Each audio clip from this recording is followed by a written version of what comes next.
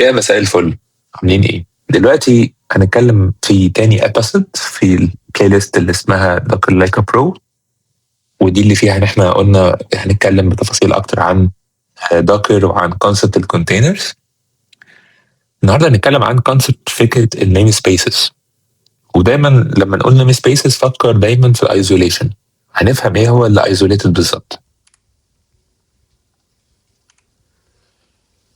الفكره العامه لفكره النيم سبيسز هي بتدور حوالين جمله بسيطه جدا: What can this process see؟ البروسيس هنا اللي هي بالنسبه لي الحاجه اللي بترن جوه كونتينر، الابلكيشن بتاعي. انا بسال نفسي سؤال: يا ترى البروسيس دي دلوقتي هي قادره تشوف ايه؟ ده اللي بقدر اتحكم بيه بفكره النيم سبيس. فالفكره بتقول ان كل كونتينر هو عايش جوه البابل بتاعته اللي هي اصلا مش متشافه من البابلز اللي حواليه، من باقي الكونتينرز او البروسيسز اللي حواليه. دي فكره النيم سبيس. طب ليه ده مهم؟ لان انا بالنسبه لنا احنا استفدنا قوي من فكره ان الكونتينرز اللي على نفس الماشين هم فولي ايزوليتد، مش بيأثروا على بعض من اي ناحيه خالص. فالكونتينر الواحد ما يقدرش يشوف باقي البروسيسز او النتورك انترفيسز او الفايلز اللي موجوده على الهوست ماشين. فاي حاجه بتيجي في بالنا سواء ايرورز حصلت لنا قبل كده في دوكر او كده ممكن نبتدي نفهمها واحده واحده لما نبتدي نفهم فكره النيم سبيسز اكتر. وفي جزء مهم قوي بنتكلم فيه هنا اللي هي حته ان الكونتينر نفسه هو شايف ان هو اهم بروسيس، هو شايف ان البروسيس بتاعته هي واخده الاي دي واحد. انا ما فيش اي هوست بروسيسز كانت بترن قبليه، انا ككونتينر جوايا المين بروسيس هو انا. مش بيشوف اي هوست بروسيس، مش بيشوف اي كونتينرز بروسيسز تانية. وانا لو عملت كل البروسيس دي انا كده وقفت الكونتينر، لان هي دي اهم بروسيس بترن جوه الكونتينر. وحته النيم سبيس مكمله معانا في حته النتوركينج. كل كونتينر عنده البابل بتاعت النتورك بتاعته، عنده الفيرتشوال نتورك انترفيس البرايفت بتاعه، هو الطريقه اللي بيها بيقدر يوصل بالانترنت الخاصه بيه. هو عنده اي بي ادرس برايفت محدش يقدر يعرفه او يشوفه، وعنده الراوتنج تيبل اللي فيه بيديسكرايب الترافيك يمشي ازاي، لو كلمت اني اي بي الترافيك ده يروح فين، والرولز بتاعته كلها خاصه بيه، هو ايزوليتد على الكونتينر نفسه. والكونتينر مش بيشار البورتس بتاعته مع باقي الكونتينرز او الهوست باي ديفولت، ممكن يشارت بس مش باي ديفولت. لما نيجي نتكلم عن الباكيت ازاي بتتحرك من جوه الكونتينر، لو انا عايز مثلا اكلم الانترنت الموضوع بيمشي ازاي؟ كل كونتينر يبقى عنده حاجه اسمها الفاث بير، ده فيرتشوال ايثرنت بير الخاص بالكونتينر نفسه. ده عباره عن ايه؟ كيبل كده ليه نهايتين، واحده جوه الكونتينر وواحده بتبقى عند الهوست ماشين. فلما الباكيت تبقى طالعه من الكونتينر، المعلومه او الترافيك طالع من الكونتينر، بيمشي في الكيبل ده من الفاث بير، من الاند اللي عند الكونتينر للاند اللي عند الهوست. والهوست بيبقى عنده زي سويتش، السويتش ده اللي هو بيسميه داكر زيرو او البريدج. السويتش ده هو اللي فيه بتحصل التحويله، ان انا دلوقتي الباكيت اتنقلت من الكونتينر بقت عند الهوست، والهوست عنده النتورك ادرس ترانسليشن بتاعه، الاي بي تيبلز اللي بتحول السورس اي بي اللي هو بتاع الكونتينر اللي هو البرايفت اللي احنا لسه قايلين هو برايفت، احوله يبقى البابليك اي بي بتاع الماشين بتاعتي.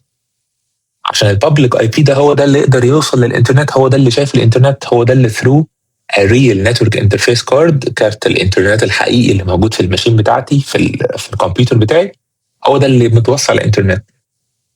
فمشيت في الباص ده. فده يفهمنا ان الكونتينر هو عايش في الايزوليتد نتورك بتاعته، بس لو عايز يخرج الباكيت عايز تخرج تمشي ازاي. تعالوا نرن كده شويه كوماندز عشان نشوف الكلام ده بعينينا بيحصل ازاي. طبعا كده كده يبقى عندنا دوكر انستولد، وهبتدي الاول هشوف البروسيسز على الهوست ماشين بتاعتي. هلاقي ان في بروسيس كتيره جدا، فده يثبت لك انه انت الماشين بتاعتك اصلا راننج عليها حاجات كتيره جدا. بس جوه الكونتينر ايه البروسيسز اللي جوه؟ هنلاقي ان هي البروسيس بتاعت الكونتينر بس واخده اي دي 1، وده اللي بنعرفنا او بيعرفنا ان الكونتينر هو اهم حد في قصته. فتعالوا كده نفتح التيرمينال ونرن الكوماندز دي. طيب انا دلوقتي اهو جوه التيرمينال، خلينا نرن الكوماندز. هعمل بس زوم ان كده عشان نبقى شايفين كويس، ونرن الكوماند اللي احنا قلنا عليه. اول واحد، انا عايز اشوف البروسيسز اللي راننج على الهوست ماشين بتاعتي. هلاقي بروسيسز كتيره جدا، hundreds. طيب لو انا عايز بقى اشوف ايه اللي بيحصل بس جوه سبيسيفيك كونتينر، فهنرن temporary كده كونتينر جواه الباين ايمج، وهنشوف بعد ما يرن البروسيس اللي جواه ايه. عندنا كده docker run داش داش ار ام داش داش ار ام. من الاخر هو زي كلين فلاج كده، لما اخلص يريموف الكونتينر ده على طول الباين. ولما يرن انا عايز ارن ايه الكوماند اللي عايز ارنه؟ بي اس اي او اكس برضه، اللي هو بيليست البروسيسز اللي راننج. لما اعمل رن كده هنا بيقول لي دوكر اصلا مش راننج، فخلينا نفتح دوكر الاول. فهو دوكر انستول بس بيكون راننج. وتعالوا نجرب تاني. هنا هو مش لاقي الايمج، فيعمل لها بول الاول. بعد ما يبول الايمج بقى عنده البلو برنت، هيروح عامل راننج للكونتينر ويرن الكوماند. هنلاقي على طول اهو الكوماند عمل له رن. البروسيسز اللي جوه الكونتينر هي بروسيس اي دي 1 الروت يوزر. فهو زي ما احنا قلنا الكونتينر شايف ان هو البروسيس الواحده اللي بترن عنده، مفيش اي بروسيس تانية من اي هوست. اوكي، فده اول حاجه اتاكدنا بيها. الحاجه التانية هي حته ان انا اقدر اشوف ان كل كونتينر عنده فعلا البرايفت اي بي بتاعه. فتعالوا كده هنرن 2 كونتينرز.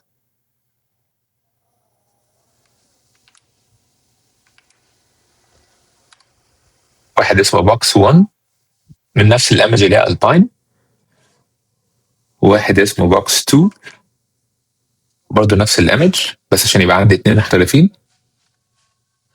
وهقول له هنا ايه، وريني الاي بي بتاعك.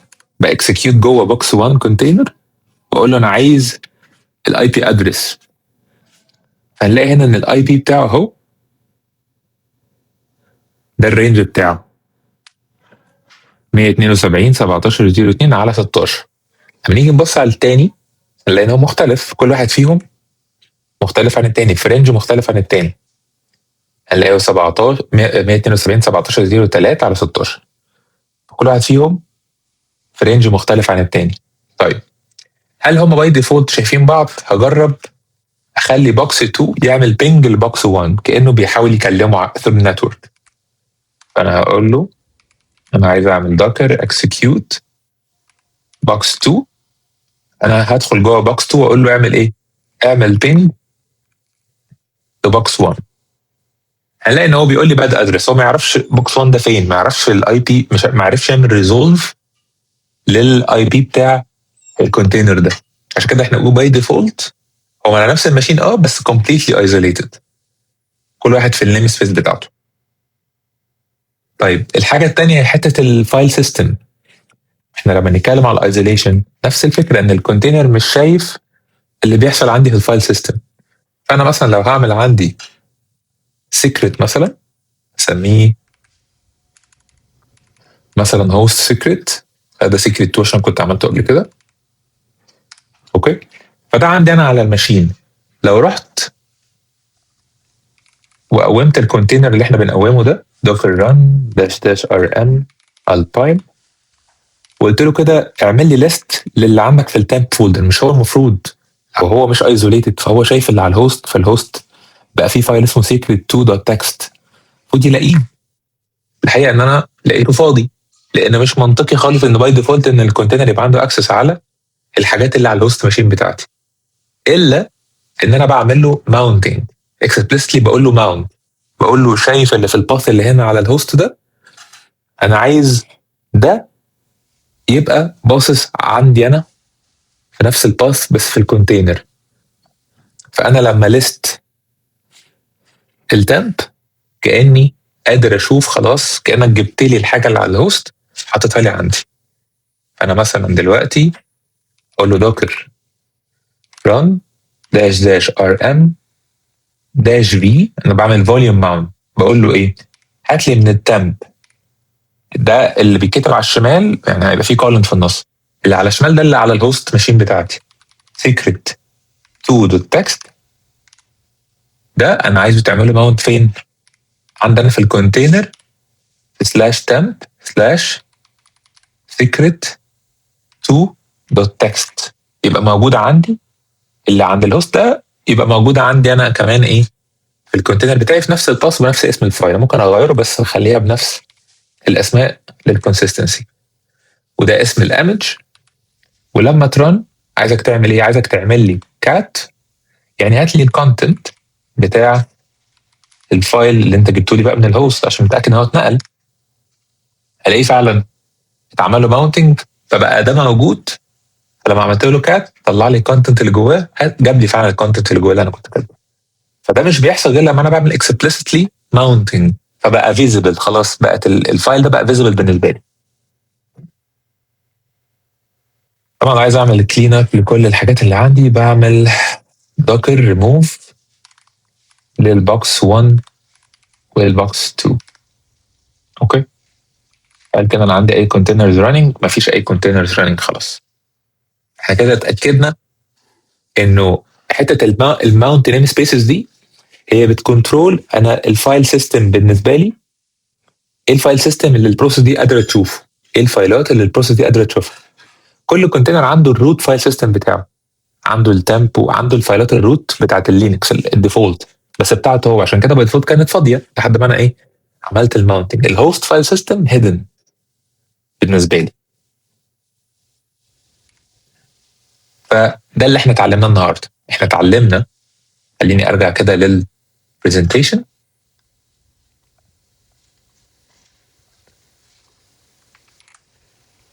يبقى اللي احنا عملناه النهارده ان النيم سبيسز بتديني ايزوليشن باوندريز للبروسيس بتاعتي على ليفل بقى البروسيسز والنتورك والفايل سيستم.